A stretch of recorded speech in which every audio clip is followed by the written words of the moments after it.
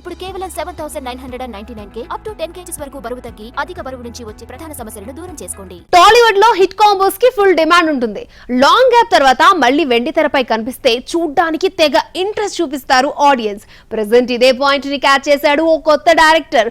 వెంకీ కోసం చెన్నై చంద్రం ని మళ్ళీ బరిలోకి దింపుతున్నాడు. సైంధవ్ తో ట్రాక్ తప్పిన వెంకటేష్ ఇప్పుడు మళ్ళీ స్పీడ్ పెంచాడు. అనిల్ రావిపూడి డైరెక్షన్ లో ఒక క్రైమ్ మూవీ చేస్తున్నాడు. ఇందులో వెంకీకి జోడిగా మీనాక్షి చౌదరి, ఐశ్వర్య రాజేష్ నటిస్తున్నారు. ఇది సెట్స్ పై ఉన్నప్పుడే మరో ప్రాజెక్ట్ కి పచ్చజెండా ఊపాడు. సామజవరగమన సినిమాతో రచయితగా మంచి గుర్తింపు తెచ్చుకున్న నందు కథకి వెంకీ గ్రీన్ సిగ్నల్ ఇచ్చాడు. వచ్చే దసరాకి షూటింగ్ స్టార్ట్ చేస్తారు. 2025 సమ్మర్ లో ఆడియన్స్ ముందుకు తీసుకురానున్నారు.